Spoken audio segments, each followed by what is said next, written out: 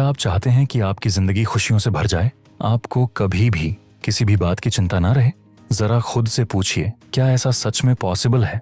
ईमानदारी से देखें तो नहीं, क्योंकि लाइफ अनप्रिडिक्टेबल है। जिंदगी में बहुत सी ऐसी चीजें होती हैं जिन्हें हम चाहकर भी कंट्रोल नहीं कर सकते, लेकिन एक ऐसा एस्पेक्ट जरूर है जिसे हम काफी हद तक मैनेज कर सकते हैं, और वो है फाइनेंशियल एस्पेक्ट। अब सोचिए, अगर आप हों या ना हो, फिर भी आपके फैमिली की फाइनेंशियल जरूरतें पूरी होती रहें, तो उसके लिए हम क्या कर सकते हैं? इसीलिए हम टर्म इंश्योरेंस लेते हैं, और आपने जो अब तक मेहनत से पैसा बचाया है उसे सुरक्षित रखने के लिए, अपनी और अपनों की मेडिकल केयर के लिए हम लेते हैं हेल्थ इंश्योरेंस। और जब काम करने की उम्र पूरी हो जाए तो रिटायरमेंट के बाद भी जिंदगी सम्मान और सुकून के साथ जी सकें, इसके लिए जरूरी है रिटायरमेंट प्लानिंग। इन तीनों विषयों पर हम आने वाले वीडियोस में डिटेल में बात करेंगे, लेकिन आज हम फोकस करेंगे सिर्फ एक चीज पर, हेल्थ इंश्योरेंस। क्योंकि हेल्थ इंश्योरेंस में कुछ ऐसी टर्मिनोलॉजीज होती हैं जो एक आम आदमी के लिए समझना थोड़ा मुश्किल हो जाता है, और जब समझ नहीं होती तो गलत डिसीजंस हो जाते हैं। तो आज के इस वीडियो में मैं आपको हेल्थ इंश्योरेंस से जुड़ी कुछ बेसिक लेकिन बहुत जरूरी टर्म्स सिंपल लैंग्वेज में समझाने वाला हूं। तो चलिए शुरू करते हैं आज का वीडियो। मैं हूं प्रशांत जड़िया, एक life coach, financial products distributor और बैंकिंग ट्रेनर। शुरुआत करते हैं सबसे पहले और सबसे बेसिक शब्द से। What is some insured? Some insured वो अमाउंट होता है जो इंश्योरेंस कंपनी एक साल में आपके हॉस्पिटल ट्रीटमेंट के लिए मैक्सिमम पे करेगी। आप इसे अपना एक तरह का सुरक्षा कवच समझ सकते हैं, यानी आपकी प्रोटेक्शन लिमिट। अब इसे एक सिंपल एग्जाम्पल से समझते हैं। मान लीजिए आपका सम इंश्योर्ड 10 लाख रुपए है। अगर कभी हॉस्पिटल का टोटल बिल 7 लाख रुपए आता है तो इंश्योरेंस कंपनी पूरे 7 लाख रुपए पे कर देगी। लेकिन अगर किसी वजह से हॉस्पिटल बिल 12 लाख रुपए तक चला गया तो इंश्योरेंस कंपनी सिर्फ 10 लाख रुपए तक ही देगी। बाकी के जो 2 लाख रुपए बचेंगे वो आपको अपनी जेब से भरने होंगे। तो एक लाइन में समझें तो सम इंश्योर्ड मतलब इंश्योरेंस कंपनी एक साल में इलाज के लिए अधिकतम कितना पैसा देगी, वही रकम। What is deductible? डिडक्टिबल वो फिक्स्ड अमाउंट होता है जो हॉस्पिटल बिल में सबसे पहले आप खुद पे करते हैं। उसके बाद इंश्योरेंस कंपनी की पेमेंट शुरू होती है। मतलब अगर आपने अपनी इंश्योरेंस पॉलिसी में डिडक्टिबल ऑप्शन लिया है तो इंश्योरेंस कंपनी आपका हॉस्पिटल बिल तभी पे करेगी जब टोटल बिल की रकम डिडक्टिबल अमाउंट से ज्यादा होगी। अब इसे एक एग्जाम्पल से बिल्कुल क्लियर करते हैं। मान लीजिए आपने 1 लाख रुपए का डिडक्टिबल चुना है और किसी वजह से हॉस्पिटल का बिल 5 लाख रुपए आता है, तो सबसे पहले 1 लाख रुपए आप खुद पे करेंगे। उसके बाद जो 4 लाख रुपए बचते हैं वो इंश्योरेंस कंपनी पे करेगी। लेकिन अगर हॉस्पिटल बिल 1 लाख से कम आता है तो उस केस में इंश्योरेंस कंपनी कुछ भी पे नहीं करेगी। तो एक लाइन में समझें तो डिडक्टिबल मतलब आपके टोटल हॉस्पिटल बिल का शुरुआती वो फिक्स्ड अमाउंट जिसे पॉलिसी लेते समय आप इंश्योरेंस कंपनी के साथ खुद भरने के लिए अग्री करते हैं। ये अमाउंट आपको अपनी जेब से पे करना होता है। व्हाट इज को पेमेंट? को पेमेंट या शॉर्ट में को पे वो परसेंटेज होता है जो हर क्लेम में आपको खुद पे करना पड़ता है, और जो बाकी हिस्सा बचता है वो इंश्योरेंस कंपनी पे करती है। को पे ज्यादातर आपको senior citizen policies, group insurance policies या फिर लो प्रीमियम पॉलिसीज में देखने को मिलता है। अब इसे एक सिंपल एग्जाम्पल से समझते हैं। मान लीजिए आपकी पॉलिसी में 20% को पे है और हॉस्पिटल का टोटल बिल 1 लाख रुपए आता है, तो इस 1 लाख रुपए का 20% यानी 20,000 रुपए आपको खुद पे करना होगा, और बाकी के 80% इंश्योरेंस कंपनी पे करेगी। अब यहाँ एक बहुत जरूरी बात समझना जरूरी है। को पे हमेशा परसेंटेज में होता है, जबकि डिडक्टिबल एक फिक्स्ड अमाउंट होता है। यही दोनों के बीच का सबसे बड़ा डिफरेंस है। Waiting period. वेटिंग पीरियड का सिंपल सा मतलब है पॉलिसी लेने के बाद एक तय समय तक कुछ बीमारियों का क्लेम नहीं मिलता। ये पॉइंट समझना बहुत जरूरी है, क्योंकि ज्यादातर लोग यही सोचते हैं कि पॉलिसी ली और नेक्स्ट डे से सब कुछ फ्री, लेकिन हकीकत थोड़ी अलग होती है। हेल्थ इंश्योरेंस में मेनली 3 तरह के वेटिंग पीरियड होते हैं। आइए उन्हें एक एक करके समझते हैं। एक, इनिशियल वेटिंग पीरियड। दिन जब आप हेल्थ इंश्योरेंस पॉलिसी लेते हैं तो पहले 30 दिन तक एक्सीडेंट को छोड़कर कोई भी नई बीमारी कवर नहीं होती। मतलब अगर आपने पॉलिसी ली और 10वें दिन आपको बुखार, इन्फेक्शन या कोई नई हेल्थ प्रॉब्लम हो गई तो उसका क्लेम नहीं मिलेगा। अब सवाल उठता है, इंश्योरेंस कंपनीज ऐसा क्यों करती हैं? कारण सिंपल है, ताकि लोग पहले से बीमार होकर लास्ट मोमेंट में पॉलिसी लेकर पूरा हॉस्पिटल बिल कंपनी पर न डाल दें। 2. Pre existing disease PED waiting period जो होता है, अगर आपको पॉलिसी लेने से पहले ही BP, ब्लड शुगर, थायराइड या कोई और पुरानी बीमारी है तो उसका क्लेम 2 से 4 साल बाद ही मिलता है। हर इंश्योरेंस कंपनी का रूल अलग हो सकता है, लेकिन ज्यादातर पॉलिसीज में इतना वेटिंग पीरियड तो होता ही है। सिंपल लाइन में समझें तो अगर बीमारी पुरानी है तो कंपनी थोड़ा समय देखकर ही उसका क्लेम देती है। 3. स्पेसिफिक डिजीज वेटिंग पीरियड जो होता है, कुछ स्पेसिफिक सर्जरीज और डिजीज शुरुआत में कवर नहीं होती, जैसे हर्निया, पाइल्स, कैटरेक्ट, नी प्रॉब्लम्स, स्टोन रिलेटेड इश्यूज। इनका क्लेम आमतौर पर 12 से 24 मंथ्स के बाद ही मिलता है और इसका कारण भी बहुत सिंपल है। ये ज्यादातर प्लान्ड सर्जरीज होती हैं, कोई अचानक आने वाली इमरजेंसी नहीं। हेल्थ इंश्योरेंस कोई इंस्टेंट रिलीफ नहीं है, ये एक फ्यूचर प्रोटेक्शन प्लान है। जैसे जैसे आपका वेटिंग पीरियड पूरा होता जाता है वैसे वैसे आपके बेनिफिट्स पूरी तरह एक्टिवेट होते जाते हैं। इसलिए पॉलिसी लेते समय वेटिंग पीरियड को समझना बहुत जरूरी है। प्री एग्जिस्टिंग डिजीज PED यानी वो बीमारियां जो आपको पॉलिसी लेने से पहले से थीं और जिन्हें आप पॉलिसी लेते समय इंश्योरेंस कंपनी को बता देते हैं। ये आपकी हेल्थ की वो प्रॉब्लम्स होती हैं जो अचानक नहीं आती, बल्कि पहले से आपकी लाइफ में मौजूद रहती हैं, जैसे BP यानी blood pressure, blood sugar, diabetes, asthma, thyroid, पुरानी हार्ट प्रॉब्लम, किडनी से जुड़ी पुरानी दिक्कत या फिर कोई भी ऐसी प्रॉब्लम जिसके लिए आप पहले से मेडिसिन ले रहे हैं। अब इन प्री एक्जिस्टिंग डिजीजेस का सीधा असर पड़ता है आपके वेटिंग पीरियड पर। अगर आपको पहले से BP या शुगर है तो इंश्योरेंस कंपनी उसका क्लेम तुरंत अप्रूव नहीं करती और इसका रीजन बहुत सिंपल है, ये बीमारी अचानक नहीं आई बल्कि पहले से चली आ रही है। इसीलिए इंश्योरेंस कंपनियां ऐसी प्रॉब्लम्स के लिए आमतौर पर 2 से 4 साल का वेटिंग पीरियड रखती हैं। इस पीरियड के दौरान अगर इसी पुरानी बीमारी की वजह से हॉस्पिटलाइजेशन होता है तो उस केस में क्लेम नहीं मिलेगा। अब इसका एक दूसरा इम्पैक्ट भी होता है प्रीमियम पर। कई बार insurance company pre existing disease देखकर प्रीमियम थोड़ा सा इंक्रीज कर देती है, क्योंकि रिस्क पहले से मौजूद होता है, इसलिए कंपनी कैजुअस रहती है और प्रीमियम बढ़ा देती है। तो फाइनली प्री एग्जिस्टिंग डिजीज वो बीमारियां हैं जो पॉलिसी लेने से पहले से आपके शरीर में मौजूद थी और इन्हें पॉलिसी लेते समय कंपनी को सच सच बताना बहुत जरूरी है ताकि फ्यूचर में आपका क्लेम स्मूथली और बिना प्रॉब्लम के मिल सके। रेंट लिमिट क्या होती है? आपकी हेल्थ इंश्योरेंस पॉलिसी में हर दिन के हॉस्पिटल रूम रेंट की एक फिक्स्ड लिमिट तय होती है, जैसे 5,000 रुपए पर डे या फिर सम इंश्योर्ड का 1% पर डे। मतलब जब आप हॉस्पिटल में एडमिट होते हैं तो इंश्योरेंस कंपनी रूम रेंट का पैसा 5,000 रुपए प्रतिदिन तक ही देगी। अगर आपने इससे ज्यादा महंगा रूम ले लिया तो जो एक्स्ट्रा अमाउंट है वो आपको खुद पे करना पड़ेगा। लेकिन कहानी सिर्फ यहीं खत्म नहीं होती। जब आप अपनी तय की गई रूम रेंट लिमिट से महंगा रूम लेते हैं तो वहाँ एक रूल लागू होता है, प्रोपोर्शनेट डिडक्शन, और इसका असर सिर्फ रूम रेंट पर नहीं पड़ता। Doctor visit fees, nursing charges, surgery charges, operation theatre यानी OT charges, staff charges, diagnosis और टेस्ट चार्जेस, ये सारे एक्सपेंसेस भी प्रोपोर्शनेटली ही पे होते हैं। क्यों? क्योंकि हॉस्पिटल में जैसे जैसे रूम कैटेगरी बढ़ती है वैसे वैसे बाकी सारे चार्जेस भी बढ़ जाते हैं। जितना महंगा रूम उतनी ही महंगी बाकी सारी सर्विसेज। इसलिए इंश्योरेंस कंपनी कहती है, अगर आप हमारी तय की गई लिमिट से महंगा रूम लेते हैं तो हम पूरा बिल नहीं देंगे, हम उतना ही परसेंटेज पे करेंगे जितना आपकी रूम रेंट लिमिट के हिसाब से बनता है। अब इसे एक क्लियर एग्जांपल से समझते हैं। मान लीजिए आपकी पॉलिसी में 5,000 रुपए पर डे की रूम रेंट लिमिट है, लेकिन आपने हॉस्पिटल में 10,000 रुपए पर डे वाला रूम ले लिया। मतलब आपने अपनी तय लिमिट से 50% महंगा रूम लिया।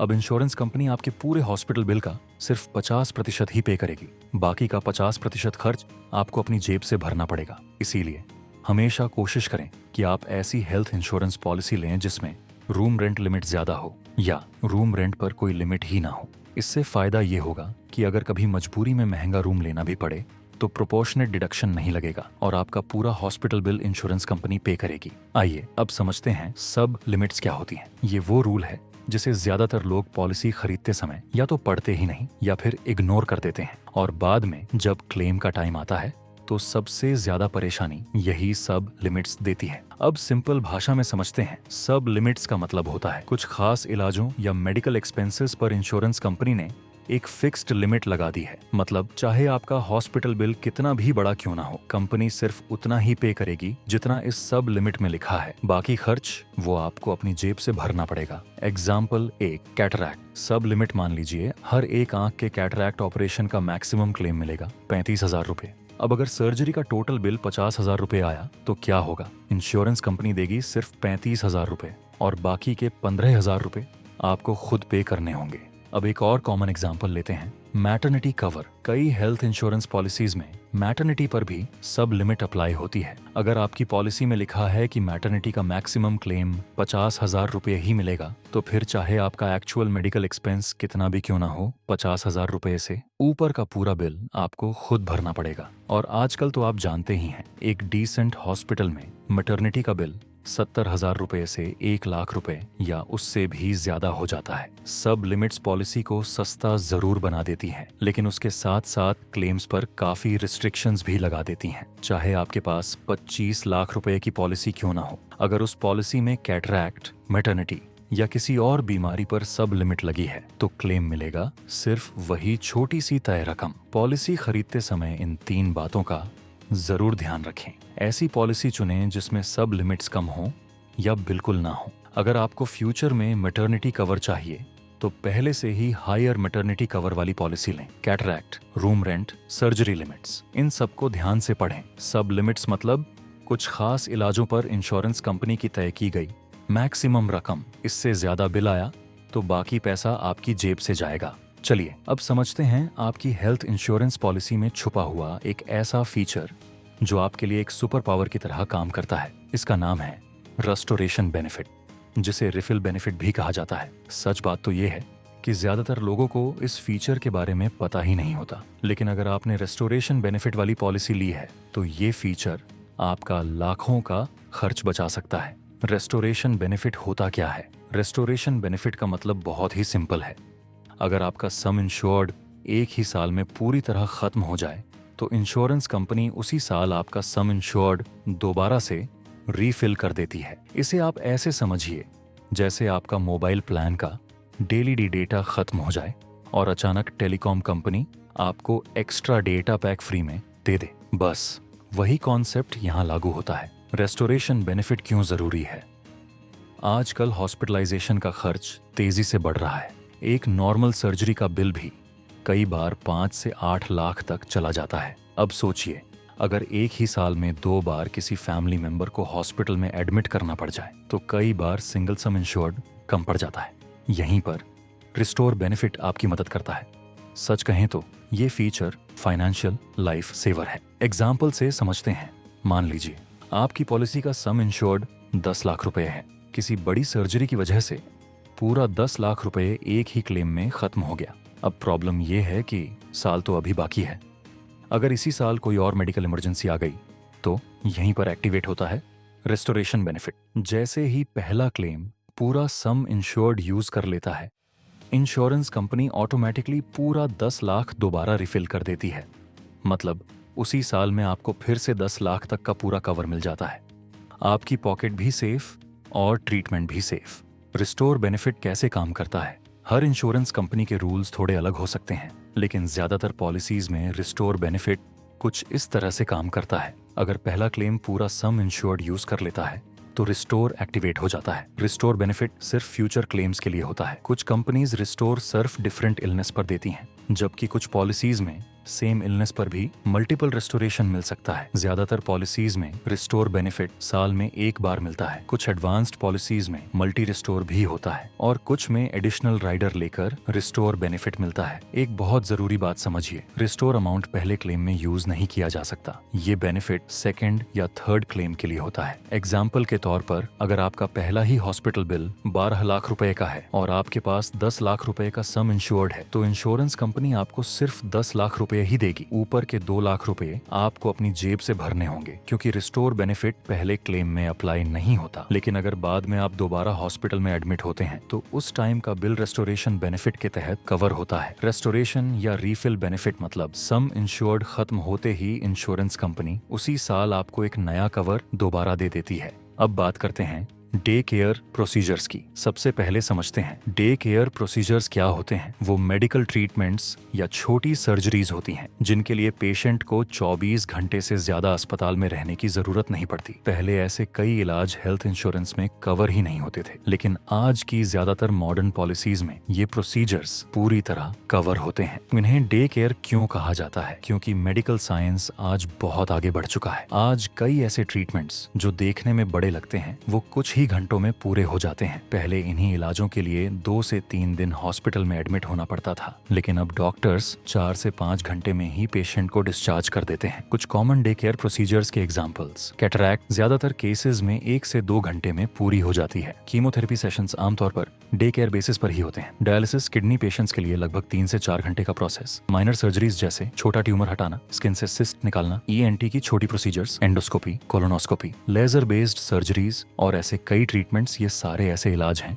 जिनमें सिर्फ कुछ घंटे लगते हैं लेकिन 24 घंटे की हॉस्पिटलाइजेशन की जरूरत नहीं होती। इन्हीं को हम डे केयर प्रोसीजर्स कहते हैं। इस फीचर की वजह से अगर आप हॉस्पिटल में सिर्फ 4 से 5 घंटे के लिए एडमिट हुए फिर भी आपको इंश्योरेंस क्लेम मिल जाता है। पुरानी पॉलिसीज में क्या होता था, क्लेम रिजेक्ट हो जाता था क्योंकि रूल था 24 घंटे का एडमिशन जरूरी है। लेकिन आज की मॉडर्न पॉलिसीज में डे केयर प्रोसीजर्स की पूरी लिस्ट कवर होती है। डे केयर का मतलब 24 घंटे से कम समय में होने वाला इलाज भी आपकी हेल्थ इंश्योरेंस पॉलिसी में पूरी तरह कवर होता है। OPD क्या होता है? OPD का पूरा नाम है आउट पेशेंट डिपार्टमेंट। सिंपल भाषा में कहें तो OPD वो इलाज या मेडिकल खर्चे होते हैं जिनके लिए आपको हॉस्पिटल में एडमिट होने की जरूरत नहीं पड़ती। मतलब आप हॉस्पिटल या क्लिनिक जाते हैं, डॉक्टर को दिखाते हैं, टेस्ट्स करवाते हैं या मेडिसिन लेते हैं, लेकिन भर्ती नहीं होते। ऐसे सारे खर्चों को OPD एक्सपेंस कहा जाता है। OPD में क्या क्या कवर होता है? 1. डॉक्टर परामर्श शुल्क, जब आप सिर्फ डॉक्टर को दिखाने जाते हैं, बुखार, खांसी, सर्दी, गैस, स्किन प्रॉब्लम या कोई भी छोटी या रेगुलर बीमारी। 2. बाहर कराए गए मेडिकल टेस्ट जैसे blood test, urine test, ECG, x-ray, sugar test, thyroid test, ये सारे टेस्ट अक्सर OPD में कवर होते हैं। 3. OPD कवर सबसे ज्यादा किसके लिए बेनिफिशियल है? OPD कवर हर किसी के काम आता है,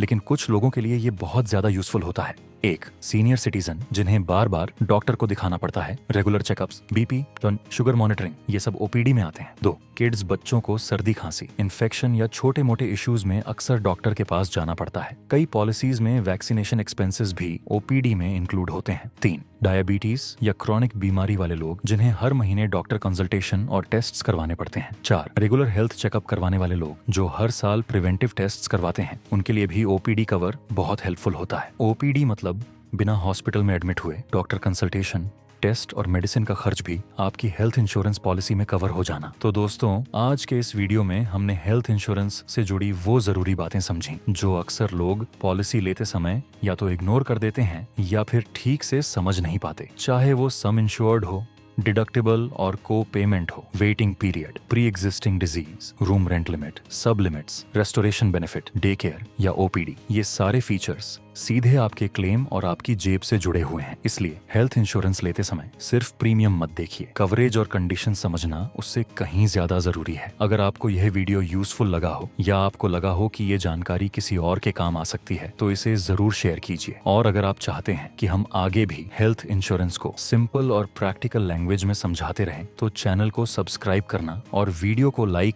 करना ना भूलें। मैं हूं Prashant Jadia, life coach, financial products distributor और बैंकिंग ट्रेनर। फिर मिलेंगे अगले वीडियो में एक और जरूरी टॉपिक के साथ। तब तक के लिए अपनी हेल्थ का भी ध्यान रखें और अपने फाइनेंसेस का भी। धन्यवाद।